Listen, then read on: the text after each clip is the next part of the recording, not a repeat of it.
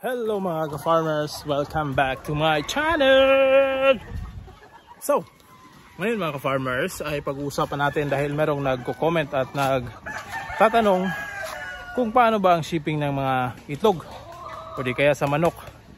So kung kukuha pa ba tayo ng permit. So yan ang ating tatalakayin ngayong araw na ito. Let's go! So mga ka-farmers, magpapakain muna tayo ng mga biik. Merong mga biik dito. So yan mga ka-farmers, yung mga biik, ang dudungis ng itsura. So yan sila. So lilinisan natin yan at papakainin natin. Alright. So yun mga ka-farmers, sa reply natin doon sa nagko-comment nung kinakailangan bang merong permit yung pagsiship. So ito, sa mga itlog mga ka-farmers, hindi na siguro kailangan ng permit yung pagsiship ng itlog. LBC yan. Ang kinakailangan or ang kailangan ng merong permit mga ka-farmers ay yung manok. So yung live na mga manok ang kailangan ng permit.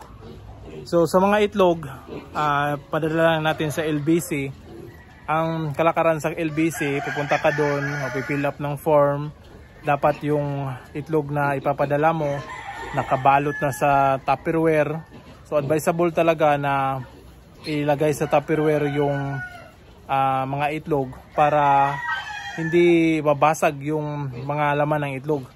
So karton pwede naman, pero dapat Tupperware talaga yung ina-advise nila. So yun mga ka-farmers ang kalakaran doon sa LBC. Pagkatapos mong madala yung mga itlog doon sa LBC, meron kang form pipilapan, tapos magbabayad ka ng shipping fee, tapos ipapadala na yan. So 3 to 4 days ang biyahe niya, nakadepende sa area at nakadepende sa panahon mga ka-farmers. Kagaya nung nakaraan na umabot ng 1 week bago dumating yung itlog na pinadeliver natin dahil merong bagyo. So nahihirapan yung carrier or van na magdadala ng package doon sa area dahil palaging bumabaha. So yun, natagalan. So kung normal days lang, kung walang mga anomalya, aberya or masamang panahon, 3 days or maximum 5 days na yata yan or 4 days, aabot na yan sa inyo. So yun yung pagpapadala sa mga sa itlog. So sa manok naman, kung hindi nyo maitatanong, isi-share ko na lang ito. So sa mga manok mga ka-farmers, kailangan ng permit. So hindi rin pwedeng ipadala yung mga manok dire-direkta na lang. So kailangan pang idaan doon sa shipper dahil yung shipper na kasi yung merong mga contact doon sa mga area kung saan ipapadala yung mga manok, especially kapag malayo. Tapos sila na rin yung magpa-process ng mga permit ng mga manok. So kaya mga ka-farmers, yung iba kung bibili dito ng mga manok, medyo mamahalan talaga sila sa pagbili.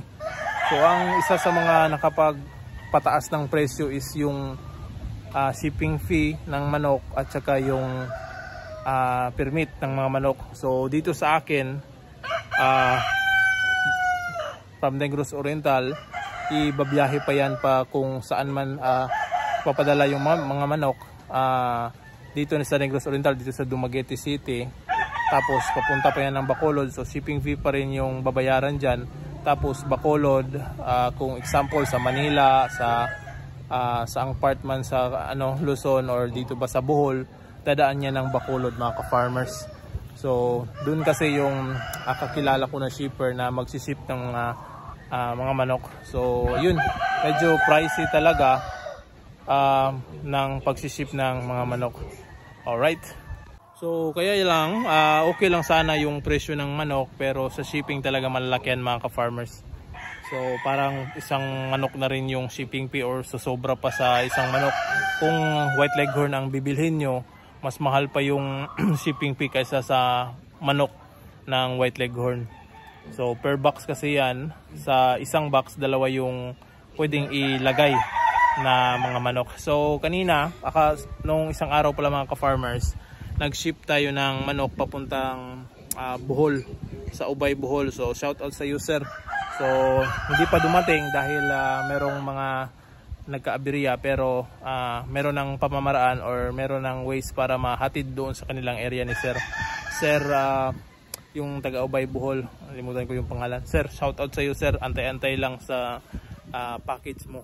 Dadating at dadating din yon. So mga ilang days na lang nandyan na yon sa iyo. So nandun, ito yung nakuha niya.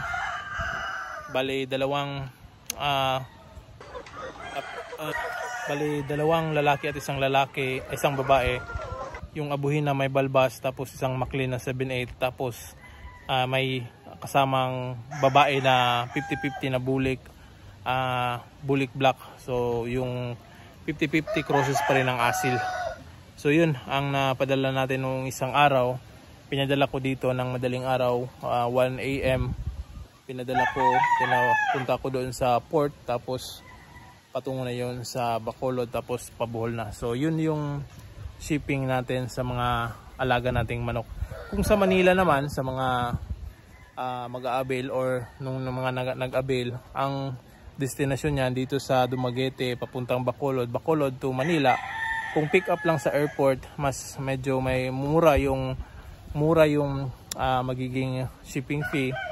Pero kung ipapahatid like Calamba, Laguna, sa Cavite, ganyan, kung ipapahatid nyo door to door, ay meron ding karagdagan para sa maghatid dyan sa inyo, sa rider. So yung shipping natin nationwide naman, so ayos pa rin yun. So yung mga itlog natin ng White Leghorn, meron akong na-inbox siguro ng mga 20 plus or abot na yun ng 30. Baka bukas magpapaship na naman tayo. Titingnan ko yung nasa listahan ko ng naka-order, tapos i-message ko yon para ma-communicate ko at mapadala na yung mga itlog ng ating White Leghorn. So yun yung nandun yung mga White Leghorn natin, mga ka-farmers. So unti-unti nang bumabalik yung kanilang pangingitlog dahil maganda na yung panahon.